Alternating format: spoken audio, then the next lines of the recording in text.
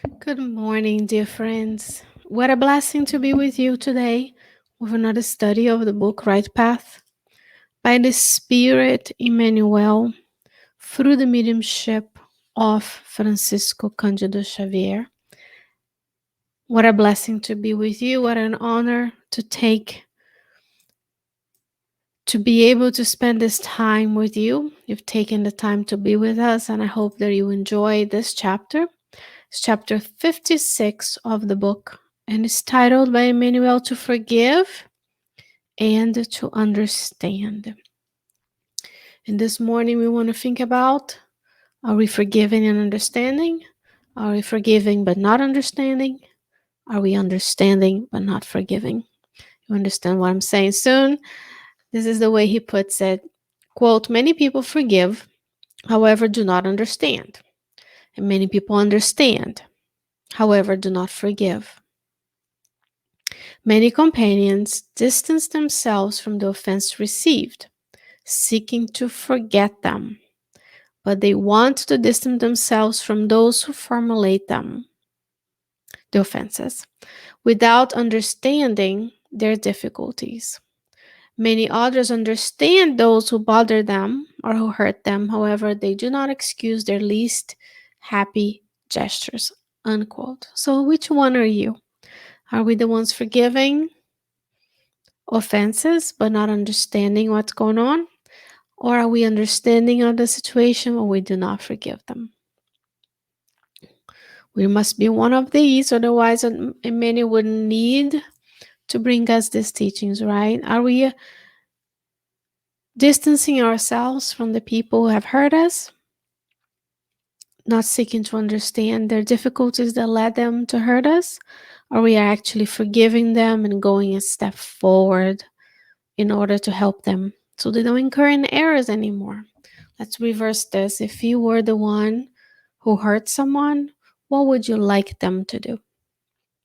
We can't control what other people do. What we can control is our actions and reactions.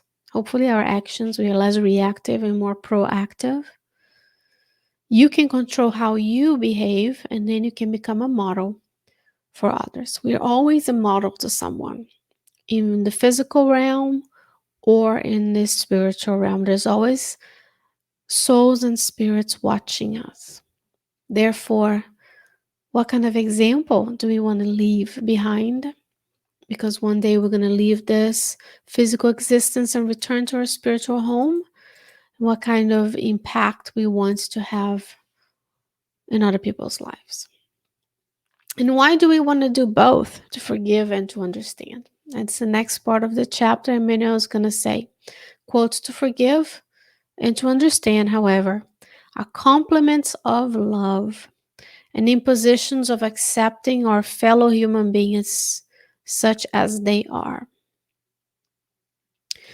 Let us reflect on this, recognizing that the understanding and tolerance that others ask of us is the tolerance and understanding that we need from them. It is possible that we have hurt and likewise have hurt others. It's possible that we have been hurt and likewise we hurt others. Someone will have wronged us and surely we would have wronged someone else. Ponder this and be compassionate towards all offenses, unquote. Without words to complement this teachings, he says to forgive and to understand, however, compliments of love and impositions of accepting our fellow human beings such as they are.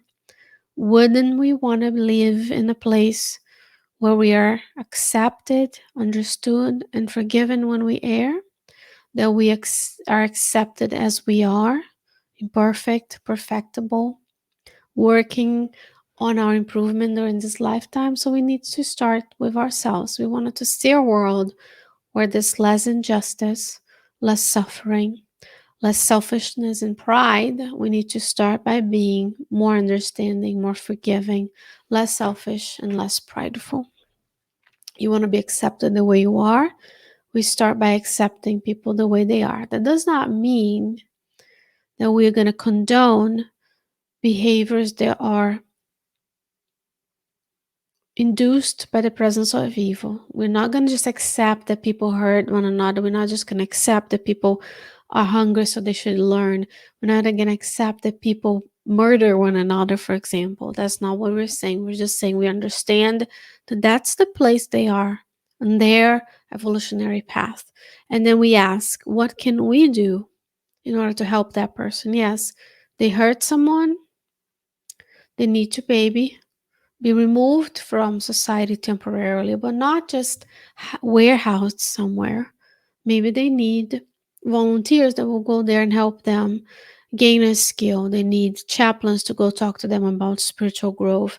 They need psychological treatment, psychiatric treatment, so on and so forth. We go one step above. We're not going to just let people do hurt others and do evil. To the extent that we can create institutions that help those who are in need. The previous chapter talked about charity.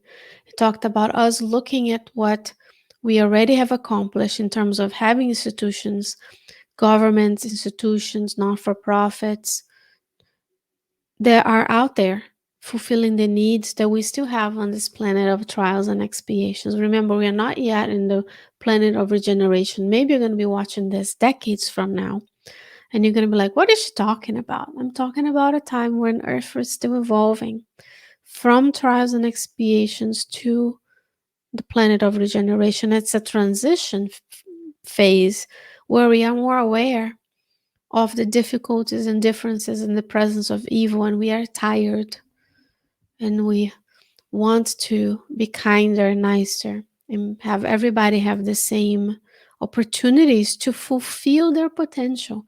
Because when you and I are given opportunities, we can fulfill the potential that you came here to do. When we are born in certain places and we lack access to parks, good schools, quality health care, the stressors of living in those places might hinder my ability to give back to the world and fulfill the potential that I have. So we are leaving a lot of potential, a lot of abilities untapped when we don't provide opportunities for everybody.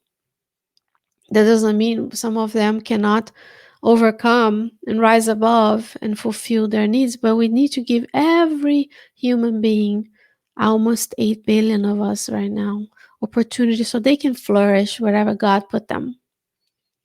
Right? Because to forgive and to understand are complements of love and impositions of accepting our fellow beings the way they are. So, what are we going to do today? From today until now, next week, hopefully, this is the plan of action by Emmanuel. He says, never revolt, neither be discouraged. Do good, forgetting evil. Forgive any faults, understanding their authors. Understand our brethren in error, forgiving them. We are all children of God and eternal spirits, in incomplete refinement. We're still a work in progress. The spiritual shelter that we donate now in favor of someone will be the spiritual shelter that we all need from someone else. When Jesus warned us, quote, forgive your brother 70 times 7, unquote, we clearly hope to understand so many more times. And that's the message for today. Never revolt, never be discouraged. Do good, forgetting evil. Forgive any faults, understanding their authors.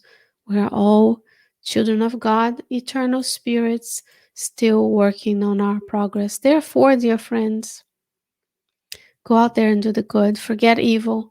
Look for opportunities where you can fulfill your possibilities and the reincarnatory plan that you have in this lifetime, wherever you are in the world. And that's why we do this, because we can reach a greater audience by having this shared moments together on Tuesday mornings. Until I can see you again with another chapter from the book Right Path, I hope that you stay well, you stay safe. I hope that you can take care of yourself and others if you can. And until then, may God bless your life. I'll see you soon.